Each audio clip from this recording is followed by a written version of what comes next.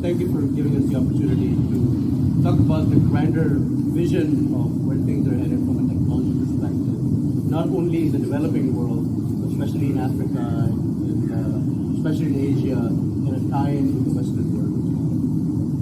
But before we get into that, let's talk about you a little bit. So give us your life journey of learning and getting into these technologies, in many cases way ahead of everybody else as well. How has that journey been, and how do you think that has prepared you for success in these very complex entrepreneurial ways? Okay, thank you for giving me the opportunity to share some of my background and what we're doing. So I was born in Cameroon. Had the opportunity to grow up in England. My parents were doing their postgraduate studies, and that was where I first discovered computers. I was 7, and so that got my curiosity sort of activated, if you may.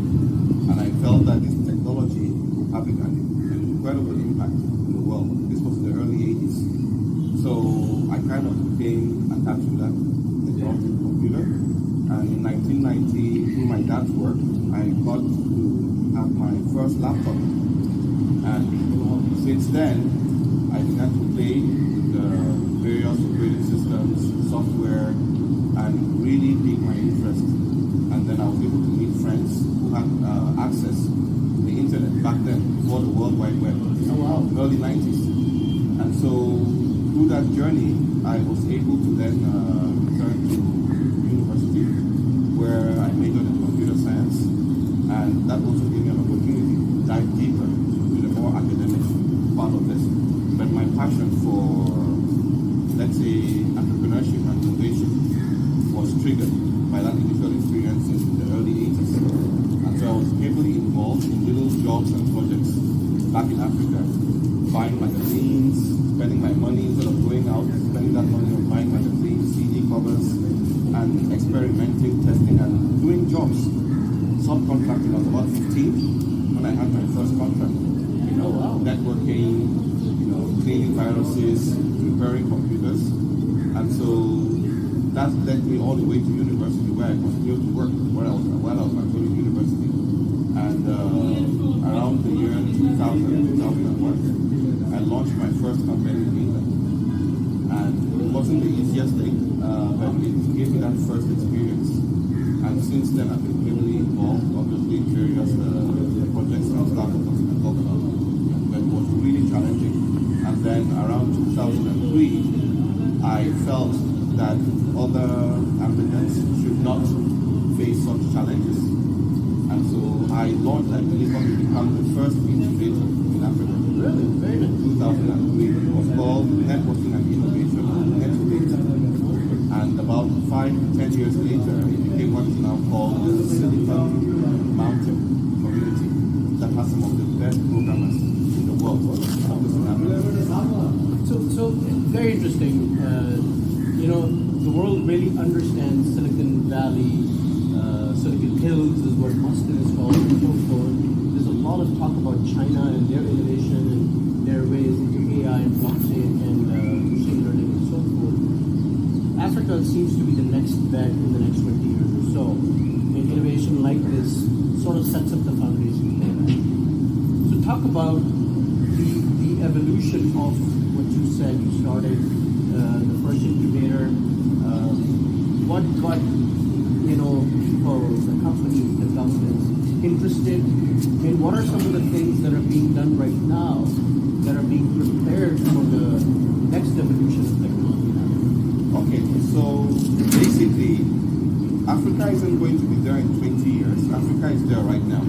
Okay. The difference is that Africa doesn't get as much media exposure as the rest of the world. And there are underlying preconceived notions about the continent in terms of innovation and the rest. But what the world needs to understand is that Africa also has access to the internet. Of course, Africa isn't just one country. We have more than 54 countries in there. And what I did was also happening across the continent. So there were little pockets of innovations equally starting all these incubation, platforms and ecosystems, and they began to grow slowly on their own. And ultimately, what happened is that with basically the arrival of various telecoms, going from 2G to 3G, and now we have LTE, 4G, and now 5G, basically, more and more people began to get access to communication. So even though people were relatively poor financially, but they were exposed to the internet and to social media, Facebook, WhatsApp, YouTube, Instagram, they were able to now discover and leapfrog. And we are now, it's 2019, where we're talking about the fourth industrial revolution. So it's the first time that the rest of the world has an opportunity to catch up with everybody else. Knowledge is no longer monopolized. That's the thing that you get from Harvard or Cambridge or Oxford. You have the same knowledge available to everybody at the same time. And so the Africans, the youth of Africa, have used this resource, or the internet, to really tap into this vast knowledge to really grow. And through this, they began to connect with each other communities and partner, and basically make their voices heard and stronger. So it's no longer a one-way narrative. They are able to now respond and share their own stories to the rest of the world. Very interesting. So the way I look at it, Ernest, there are two brands of technologies and ecosystems that are starting to come through. One is very US-centric, where the FANG, so to speak, Facebook, Apple, and Google, and all the others, Amazons of the world that are starting to come through. But then there's a whole equivalent narrative of the Alibabas and the JDs and all the Chinese brands as well. And they're equally fighting, so to speak, a business war in the Middle East, in Africa, in Southeast Asia, for spread. Which brand has been more successful in the African world, 54 countries, so to speak, to be a broader sense of that? And where do you think that people are gravitating more towards? Is it more Chinese way of thinking around building, developing, deploying technology, or more the US-centric stuff? Okay, so obviously, the US has been more popular in terms of marketing itself and brand. So there's that perception that whatever comes from the US is the best. And at the same time, it was true for a while, but China has been catching up. But within Africa itself, to answer your question, platforms like Facebook, all the social media platforms which were free and in English really allowed a lot of Africans to leapfrog and reconnect with the rest of the world. China has recently appeared on the scene. It's mostly been through infrastructure projects, development, not so much as technology, but also through companies like Huawei, they've been able to provide a base infrastructure. So while the West has come in with the social media stuff, application layer, China has really been the backbone providing the infrastructure for that. So it's a very interesting dynamic there. And so through that, the hardware perspective, you will see that China is really been a strong enabler.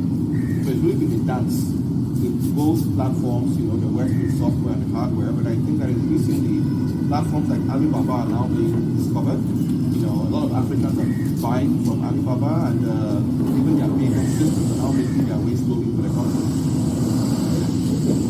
And as well, just after that as well, Jack Ma basically launched several initiatives in terms of investing in entrepreneurship in Africa and looking at talents. And I believe it was 3 years ago, he came to East Africa with about 38 billionaires to come and really launch something in Africa to invest in startups and entrepreneurs. So, what have been the good success stories that have come out of Africa in terms of innovation on technology, whether it's solving a transportation problem or a financial gap or a health initiative or something like that? What have been the darling unicorns that have been very successful? Well, to talk about one success story, obviously, which has to do with financial inclusion, has been M-Pesa. Yes, M-Pesa is like Pesa means money, Swahili. Right. So it's the biggest sort of success story for mobile mobile payments across the continent, but largely concentrated in East Africa. So it's similar to what you have here in Pakistan, which is basically easy pesa, differently. But Interstellar has been very, very successful. There are other platforms that have come out, like Jobu, which is basically a platform for employment. To help people from across the continent find jobs in a very interactive manner. So, and then you find other platforms increasingly with the rise of blockchain. A few companies coming up. For example, the work we're doing in Cameroon with the Cameroon Blockchain Business Council, which is a platform for providing guidance and awareness for this new emerging technology, as well as the Oasis AI platform, which is also focusing on blockchain and artificial intelligence, which are the sort of pillars of the fourth industrial revolution. So, from South Africa to East Africa to West Africa, you find all these ecosystems that are rising up and really doing a lot of work. You have platforms like Andela in Nigeria, which are really out there providing remote services to, let's say, American or Western companies. So the software developers are actually sitting on the ground and exporting their talent. Interesting. So from a policy perspective, largely the African continent, do the governments get it that democratized technology may be a way into the future and catching up with other continents on some of the other aspects as well? Are there any countries that are emulated better than the others, or positioned better than the others? Yeah, of course. There's always a spectrum, right? Not everybody evolves at the same pace. Right? So, for example, you'll find out South Africa is really quite advanced in terms of where it's going, given the history and what they have there, the resources. And then you have East Africa, which is also equally advanced. You find Nigeria, very, very good in terms of incubators and startups. Cameroon is really on the rise, particularly because of the Silicon Mountain ecosystem that is there. And various governments are supporting in their own way. They have different platforms, different support mechanisms, but as well there are many entrepreneurs or investors who become very successful and have been able to provide funding and support. One of which is the Tony Elumelu Foundation out of Nigeria, which has, I think, they put out about $100 million to support thousands of entrepreneurs across the continent. So they help them at a very early sort of seed stage to provide coaching, guidance, etc. And then you find a lot of entrepreneurs from Africa who are also in the diaspora who invest back on Kickstart. And governments have begun to recognize this. So in the case of, let's say, blockchain, you find like the government of Uganda, the president has really been active, Yoweri Museveni, in actually taking a personal interest in blockchain and participating in the events and really taking it forward. And in Nigeria, there have been many groups, the Securities and Exchange Commission recently set up a framework to basically provide guidance for cryptocurrency and virtual currencies. So each market is evolving at a good pace. And I think that the more countries are basically embracing it, they will tend to copy from the others that are advancing because nobody wants to be left behind. Now, one amazing story that I almost forgot is Rwanda. So Rwanda has really, we know the history of the country, but it's really become a shining star in the continent in terms of innovation and transformation. And they have actual departments like departments of digital transformation.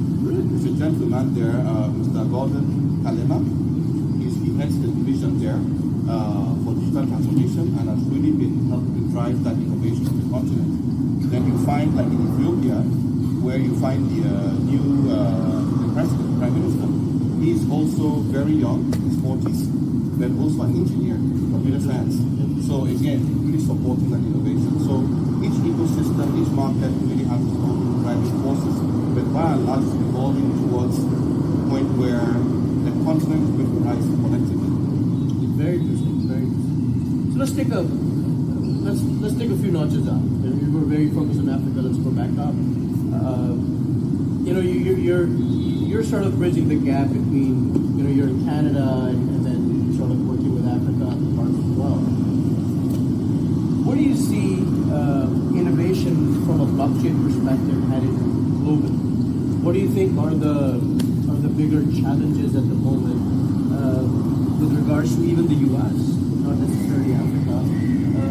And do you think countries, companies, technologists have the right view to solve some of these challenges to make it a little more democratized and centralized? Well, thanks for that question. So the challenge is, blockchain has been around for quite a while. Most recently, in the last 10 years, where it really came together. And there's a lot of misconception. When you talk about blockchain, a lot of people focus on Bitcoin. Right? And just like when the internet started in the early 90s, it was a very scary and dangerous place until platforms like Yahoo came out, until Tim Berners-Lee invented the World Wide Web. That brought the next billion people. So it used to be a very scary place. So as with all new technologies that are misunderstood, the initial reaction is fear.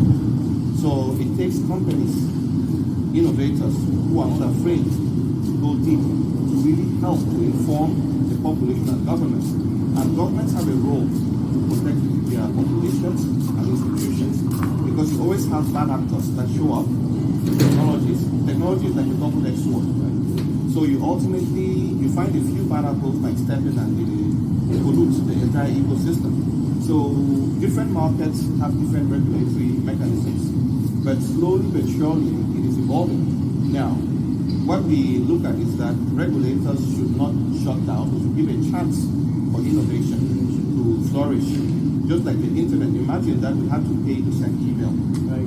Nobody will be online today or pay to browse. Right. So with blockchain, we should focus on the technology itself and not really focus on cryptocurrencies.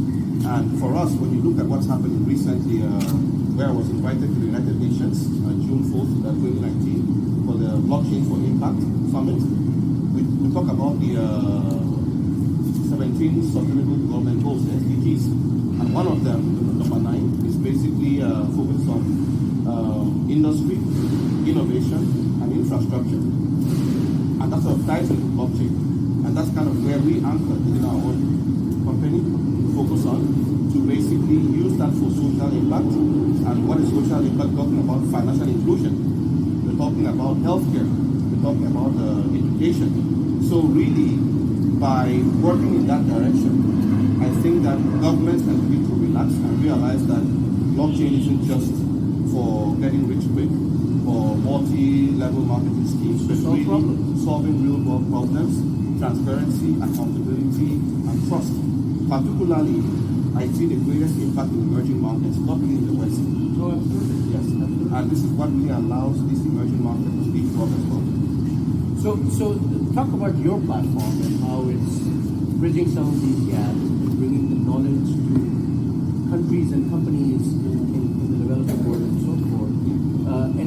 And are you seeing that people across get it, that there's a need to adopt this kind of mindset? Sure. So our platform is called Interstellar, as you can see on my shirt here. So Interstellar is really almost like a Swift for transfer for digital assets. Okay. What are digital assets? It's basically converting what we have in the physical world into the virtual space that can then be transferred. So you look at stocks, bonds, like the stock exchanges, but in our case, we call it tokenization. Right. Commodities, corn, tea, even your time as an individual, tokenize rideshare, tokenize cooperatives, tokenize your cocoa plantation, for example, and bring in investors. And by digitizing these services, they become more liquid. Being liquid now, you can trade, transfer them across the world, so you're no longer restricted to certain markets. And more important is that you're no longer restricted to currencies. You see, because now we have a central banking paradigm. But now, if you go back thousands of years ago, hundreds of years ago, we had what we call trade by barter. commodities and all of that. Absolutely. And then banking came in and this cash became the intermediary. So now in the 21st century, we see our platform like a 21st century barter enabling platform. So if you come to our platform, you get some tea tokens and you could swap for rice tokens. And you don't have to deal with cash, dollars, rupees, pounds, CFA, for example. And it's a whole new paradigm. And it takes a lot of getting used to because we are so used to dealing in cash, the petrodollar or the one ringgit type of thing. But we see a world where we have a basket of various currencies. And what Google did with with websites, when websites became in their billions, how could you find them? How could you search and all of that? They came up with a page rank algorithm, Panda, and all of those tools. So in the same way, we built something on our platform which allows called the Pathfinder, which allows you now to not only discover new assets but actually trade them. And most people in emerging markets do not have access to capital, but they have access to assets that they can tokenize and trade them without having to rely on getting physical cash, for example. So that is what our platform does, and also allows them to transfer these assets between countries. You're no longer limited to your market. You can say, for example, in Cameroon, transfer money, but through an asset to the United States, for example. So it's global. So it opens them up to their global markets.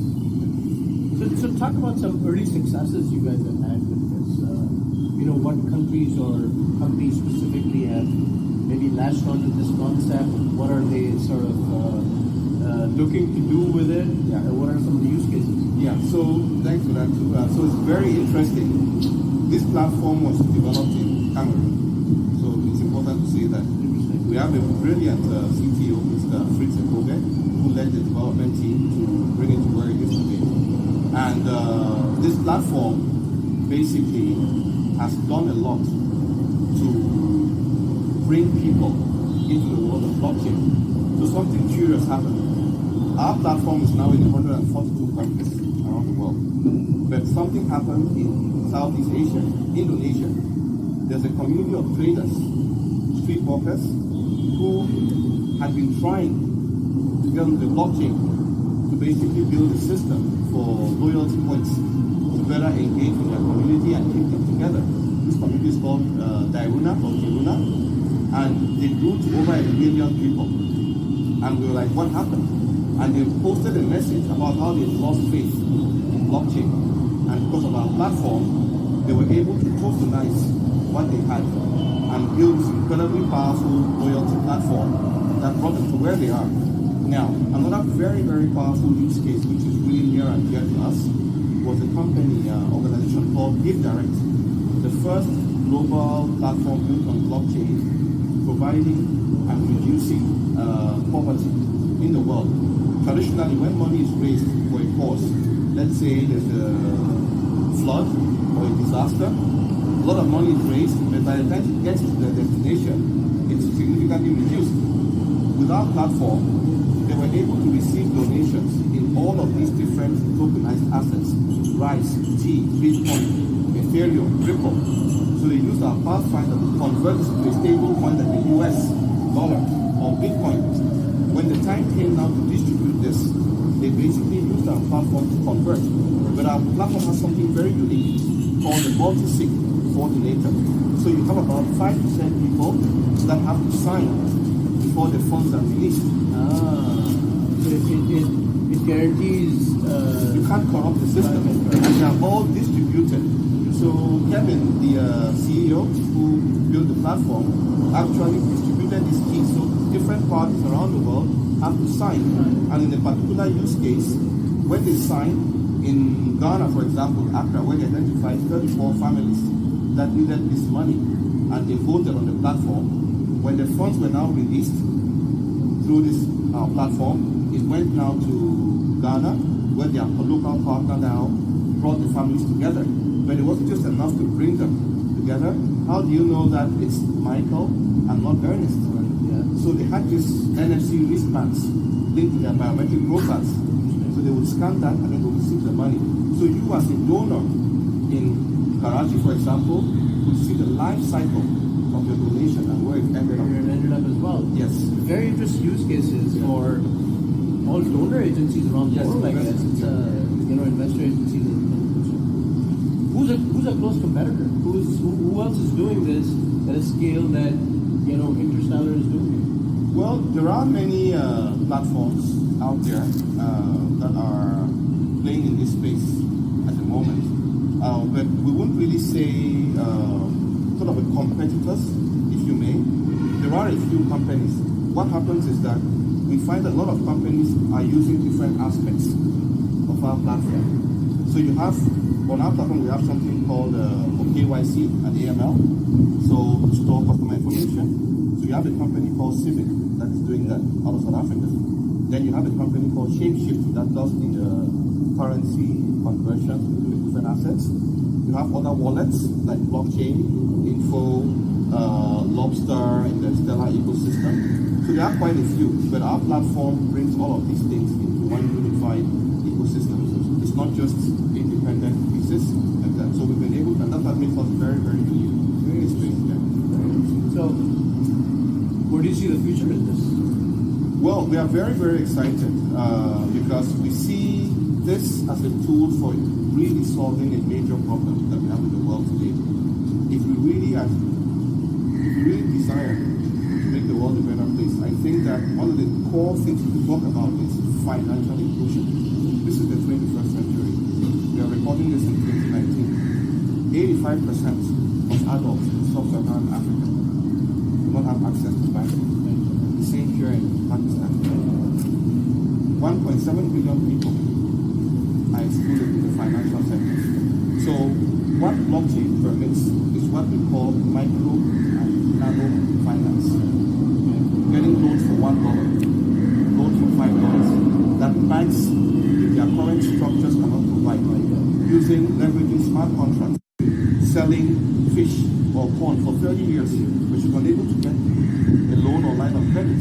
But this platform can show that it's actually worth more than you and I. You see, and you see that she's transacted more than $1 million. You see, but she has no proof of that. But with blockchain now, this can bring these people to the surface and through their credit scores, empower them now, and they can get access to loans, credits, and basically it's going to open up a whole new ecosystem of opportunities. And we feel that what we are playing is just a small role in this, and we believe that governments, even though it's going to repurpose or redesign or bring a complete paradigm shift, we do think that it's a good thing, and it's going to reimagine the world of the future, where we look at money differently, we look at the new sharing economy that we are evolving into versus this economy where we tend to be self-centered, but more about collaboration versus competitive. And again, just to throw back in Africa, a term that came out of Silicon Mountain is what we call localization. Localization, I like that. Global with a local footprint. So we build platforms locally that have a global impact. So you're focusing on developing the local ecosystem, using locally sourced talent and resources, building a global impact. Well, global impact is where it's becoming easier because of connectivity and democratization of these technologies, especially on the AI side. Where do you get this inspiration? Is there a certain figure that you've sort of evolved with over time, or how do you bake that energy that you obviously have towards solving these big problems? Is it through cultural aspect, religion, people that you? What gets you going? Well, interesting. First and foremost, I've always had a passion to reduce suffering. To reduce suffering. Okay. I see that the world is full of incredible resources, but they are not equally distributed. So I felt from a very early age, how could I impact and leave a footprint in this world? And that footprint isn't really about myself, but how many lives have been changed through the work we're doing. Because we often get lost when we become wealthy or become successful, and we forget that our success is the result of the people that have supported us, so to speak. So when you attain certain level of society, you need to really turn back and become a servant. Serve. There's only so so many hours we have in a day. And when we die, it's not remembering how much money we made, but how many lives we changed. And that inspiration, it's really about, little random acts of kindness. It doesn't cost you much to contribute, to make a difference. And when you inspire people, 1 plus 1 becomes a billion, so to speak. Yeah. And so for me, it's really been a very long and fulfilling journey to see how to make this small but long-term impact. And it's not easy. I mean, coming from a continent that has traditionally struggled with emerging, with all the challenges that it faces. But at this point in time, I think that we now have a unique opportunity to make a difference. And people, not just me, there are many people doing this right now that are giving back, contributing. But that's real inspiration. It's really waking up and seeing that, we are really here to serve each other. And I always tell people, stay hungry, stay foolish. We often think that, okay, I've gone to school, I've finished, I'm a graduate, I'm a PhD, but all of that is just climbing one mountain. There are many other mountains. So continuous learning. So I've always keep hungry. I'm never satisfied with, like, I've achieved something. Maybe for a week or so I'm happy, but the next thing is back to work. And it's really about finding and inspiring people to continue. Because once we lose that drive, then basically lost everything. And so we have to keep that fire inside, inspire more and more people, and show to them that it is possible. They need these success stories. I wouldn't say I grew up in a particularly wealthy family. It was a middle class family, but ultimately, success doesn't mean that we sit and relax and become successful. I define my success as how many lives I've transformed and impacted, and that's how I define my own success. The recognition for that and what I've done to make this world better. So, Ernest, if there's a budding student out there that's about to get into university and is in high school still and has their whole life ahead of them and so forth, given what you know now, given where things are in the global things with technology, AI, blockchain, IoT, cloud, big data, analytics, all that, what advice would you give them? Yeah, so it's very challenging now because what is happening now is what I call academic inflation. Okay. So education has become something that is readily available to everybody. And with the internet now, you have access to knowledge from MIT, from Harvard, from the top universities on earth. You can sit at home and, through platforms like Udacity, Code Academy and the rest, literally anybody can do this. In 1990, when I was playing with technology, you had to be a computer engineer to use a computer. Today, if you say I know how to use a computer, it looks stupid because everybody can use it. It's expected. So what I see is the redefinition of education.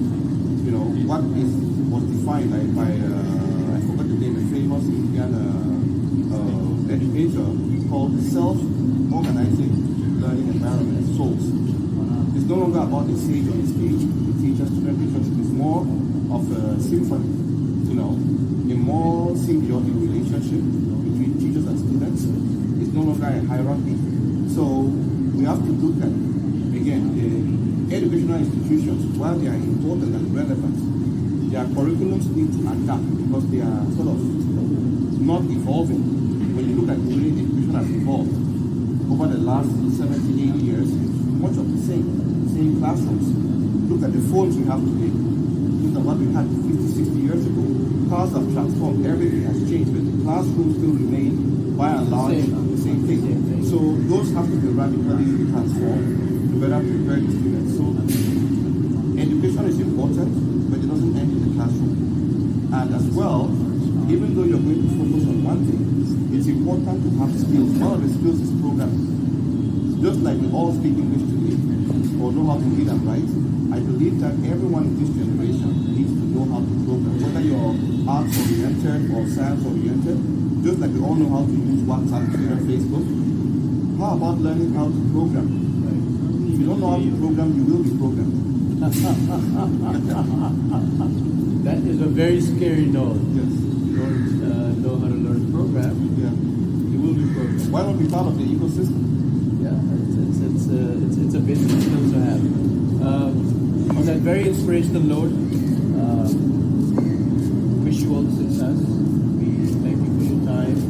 And something that you said, and it's been said many times before as well, stay hungry, stay foolish, just continues to expand the wealth.